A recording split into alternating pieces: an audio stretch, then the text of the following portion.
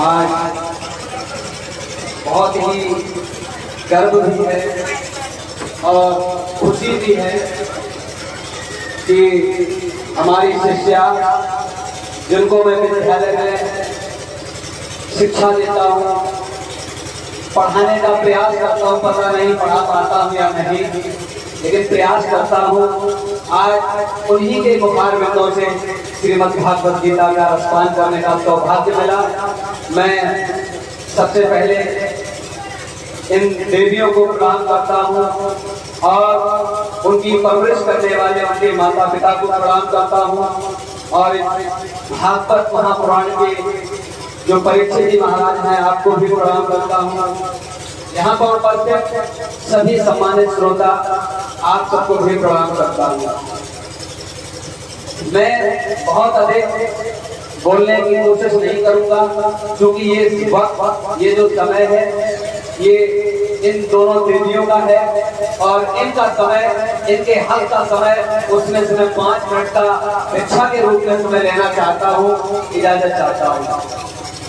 कि आज हम देख रहे हैं जगह जगह पर कि लोग बेटों को अधिक पढ़ाते हैं, बेटों के साथ अच्छा सलूक करते हैं, लेकिन बेटियों के साथ दुर्व्यवहार करते हैं।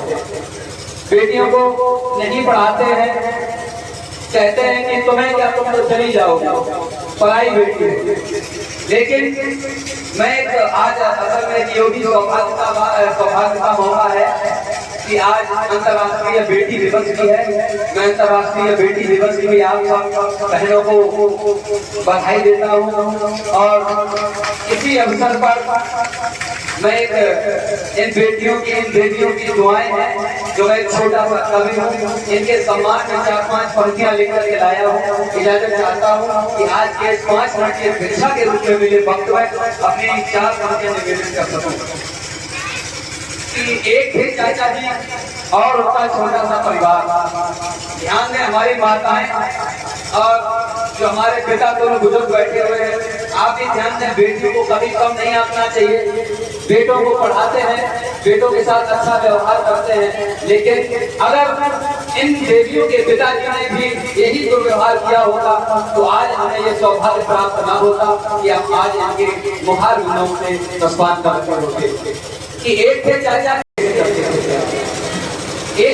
जी और उनका छोटा सा परिवार, एक था बेटा एक थी बेटी, पर बेटी से करते थे प्यार, बेटे को तरह आंखों पर रखते, बेटी को बोझ कहा करते थे, बेटे मेरे जीवन में खुशियों की करेगा खोज कहा करते थे। बेटी के संग उस बापू ने कैसा दुर्व्यवहार किया, बेटी के संग उस बापू ने कैसा दुर्व्यवहार किया। अच्छे से एक विद्यालय में बेटे को प्रवेश दिया, बेटी को कहीं जगह नहीं मिली विद्यालय में, अच्छे से एक विद्यालय में बेटे को प्रवेश दिया। बेटी से वो करवाते थे झाड़ू पोंछ का काम, बेटी से वो करवाते थे झाड़ू पोंछ का काम, पढ़ लिख करके करेगा मेरा रोशन नाम। पिता कहा करते थे कि बेटा पढ़ लिख करके करेगा रोशन नाम।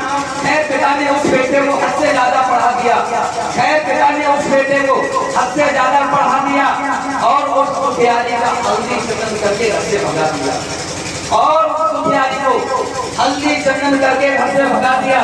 बेटा था पढ़ा लिखा तो उसको अच्छी मिली नौकरी, बेटा था पढ़ा लिखा तो उसको अच्छी मिली नौकरी, फूलों से सुंदर बहू मिली, उसकी खुशियों की वो टोकरी। लेकर पत्नी को वो बेटा परदेश कमाने चला गया, लेकर पत्नी को वह बेटा परदेश कमाने चला गया।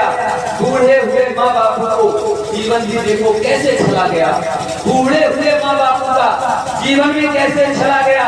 एक दिन पिता की आंखें उस मालिक ने अंधी कर डाली। अब यही होना था, बेटियों के साथ दुर्व्यवहार का शायद ये परिणाम होगा कि एक दिन बूढ़े पिता की दोनों आंखें उस मालिक ने अंधी कर डाली और माँ के आंखों की रेखाएं भी उसी रब ने गंदी कर डाली। एक दिन माँ बोली चलो बेटे के पास चले, एक दिन माँ बोली चलो बेटे के पास चले, बेटा अपना अफसर है क्यों ना हम ये याद करें, बेटा अपना अफसर है क्यों ना हम ये याद करें। और तो बड़ी पंक्तियां आती हैं कि बेटा अपना अफसर है क्यों ना हम ये याद करें। पहुंचे जब बेटे के घर आवाज बाहर से दिया, सिक्योरिटी खड़ी हुई है, नहीं जाने दिया।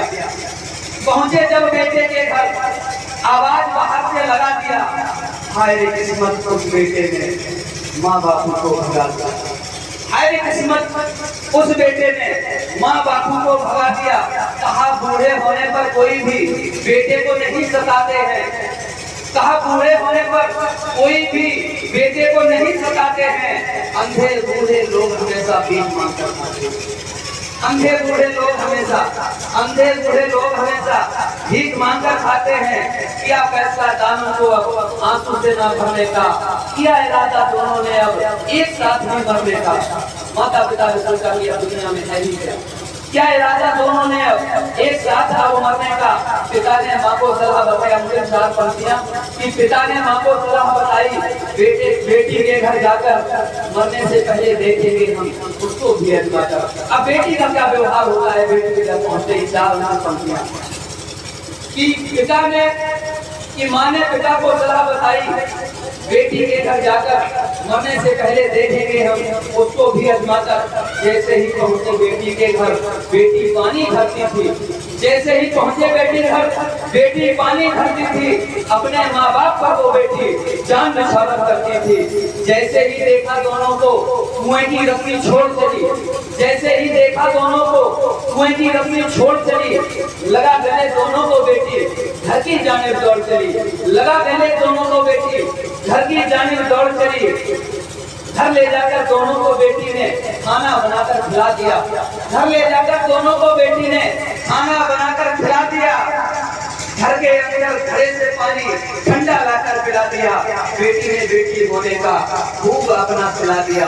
बेटे ने सारे उम्मीदों को, बेटे ने सारी उम्मीदों को मिट्टी में ही मिला दिया।